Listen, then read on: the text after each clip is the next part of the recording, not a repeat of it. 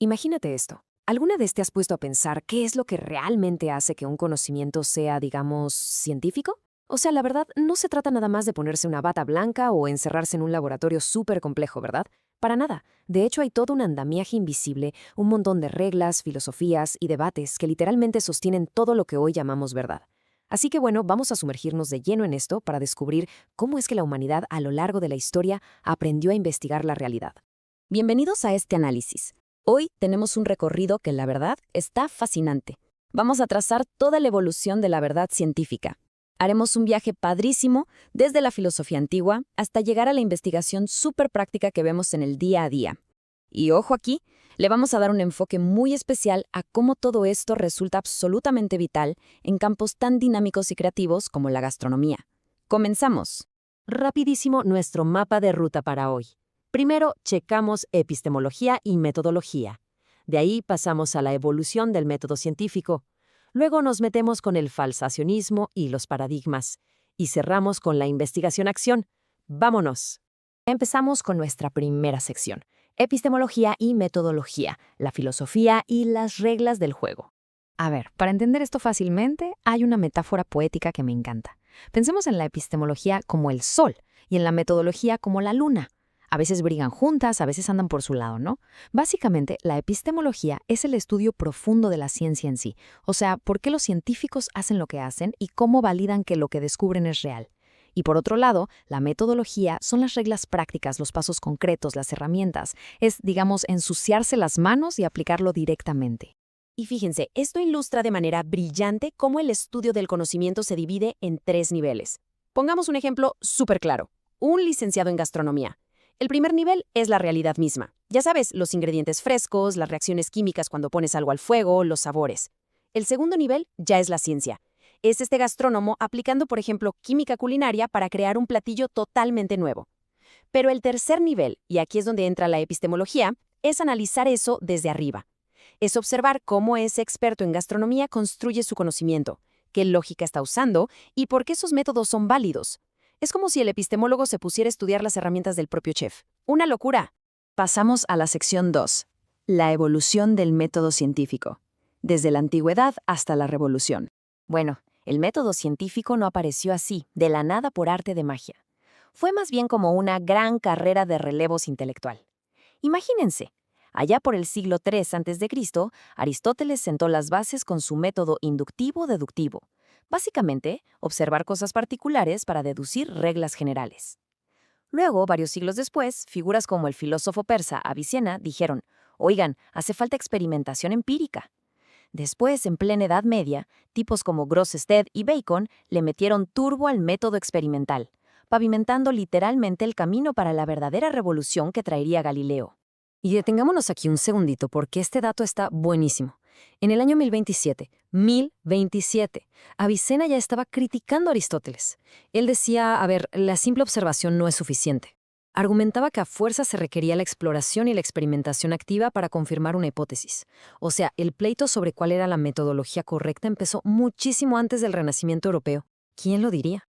Y así llegamos a este momento clave. Esta cita de Galileo Galilei, que le escribió en una carta a la Gran Duquesa de Toscana, es básicamente una declaración de independencia intelectual. Aquí la ciencia se separa de forma definitiva de la autoridad religiosa y dice, nos anclamos en la experiencia de los sentidos. Y a ver, hablando de la experiencia de los sentidos, ¿qué área depende más de esto que la gastronomía? Todo buen licenciado en gastronomía sabe perfectamente que al final del día, cualquier teoría increíble se tiene que comprobar en la práctica empírica, probando, oliendo y experimentando con las manos en la masa. Literalmente. Vamos a nuestra sección 3, falsacionismo y paradigmas, el escepticismo del siglo XX. Aquí entra en escena un peso pesado, Karl Popper, con un concepto súper implacable que es el falsacionismo. Según Popper, para que algo sea verdaderamente científico, no basta con andar buscando pruebas de que tienes la razón. Al revés, el científico tiene que hacer hasta lo imposible por demostrar que su propia teoría es falsa. Es como intentar destruir tu propia creación. Y si tu teoría sobrevive a todos esos ataques, entonces y solo entonces podemos confiar en ella, al menos por un ratito. Para entenderlo mejor, contrastemos estas dos visiones, porque el choque es brutal. El inductivismo clásico te diría, oye, he cocinado este soufflé 100 veces a esta temperatura y siempre sube. Por lo tanto, es una ley universal. Pero el falsacionismo de Popper entra y te dice, cuidado, basta con que el suflé colapse una sola vez bajo esas mismas condiciones exactas para que toda tu ley universal se vaya a la basura. Es un nivel de rigor metodológico fascinante, ¿no creen? Obliga a la ciencia a estar en una autoevaluación constante. Ahora, casi al mismo tiempo que Popper, el físico historiador Thomas Kuhn nos trajo otro concepto que es un cambio de juego total, el paradigma científico. Kuhn nos hizo ver que la ciencia no avanza así súper limpiecita y en línea recta, para nada. Avanza dentro de burbujas culturales, que él llama paradigmas. Son como paquetes completos de creencias, metodologías y valores que toda una comunidad de investigadores comparte en una época específica. Es como el chip con el que todos operan. Pero, ¿qué pasa cuando ese chip, ese paradigma, ya no da para más y no puede explicar lo que estamos viendo? Bueno, cuando se juntan demasiadas cosas raras o anomalías que la teoría no puede resolver, ¡boom! Ocurren lo que Kuhn llama revoluciones científicas. El viejo paradigma es derrocado violentamente y entra uno nuevo, con reglas nuevas y métodos nuevos. Es un recordatorio increíble de que, tratándose de conocimiento, absolutamente nada está escrito en piedra.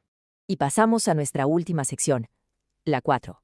Investigación-acción, aterrizando la metodología en la realidad.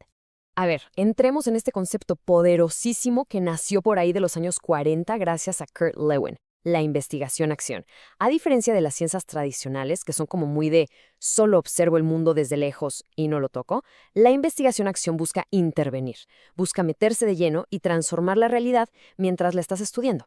Es literal, la fusión perfecta entre echarle coco científico al asunto y mejorar tu entorno de forma inmediata.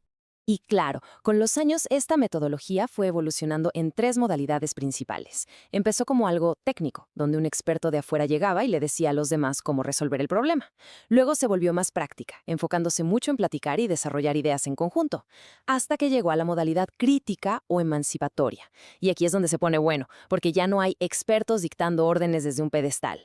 Todos los involucrados se vuelven co-investigadores, trabajando hombro con hombro al mismo nivel para transformar su realidad desde la raíz. El ciclo de este método no es una línea recta aburrida, es más bien como una espiral de crecimiento. Paso 1, investigas el problema. Paso 2, tomas acción directa. Y paso 3, la formación, que es básicamente sentarte, reflexionar sobre qué pasó y aprender de ello para luego volver a investigar. Pensemos otra vez en un licenciado en gastronomía. Un profesional de esta área no es solo alguien que sigue recetas al pie de la letra, es un investigador y su laboratorio es la cocina.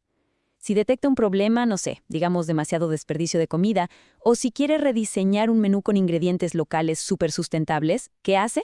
Aplica la investigación-acción.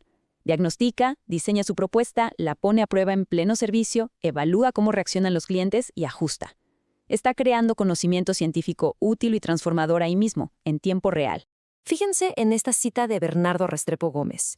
Aunque él hablaba originalmente de maestros, la verdad es que esto aplicar a cualquier profesionista. Observar el universo de su propia práctica. Si aplicas una metodología rigurosa, si documentas bien tus resultados y validas tus propuestas, dejas de ser un simple espectador que hace el trabajo por inercia y te conviertes en un verdadero generador de conocimiento. Y bueno, hemos recorrido un camino larguísimo hoy. Desde que Aristóteles se sentó a observar el mundo hasta la acción transformadora que vemos en las cocinas y laboratorios de hoy. Las metodologías, sin duda, van a seguir evolucionando según lo que vayamos necesitando. Así que para cerrar este análisis, los dejo con esto en el aire. Si la historia ya nos demostró que el conocimiento es algo vivo y evolutivo, ¿qué paradigmas de esos que hoy creemos que son intocables serán los primeros en derrumbarse mañana ante una nueva revolución científica? Es para quedarse pensando un buen rato, ¿no creen? Muchísimas gracias por acompañarme en esta exploración del conocimiento. Nos vemos en la próxima.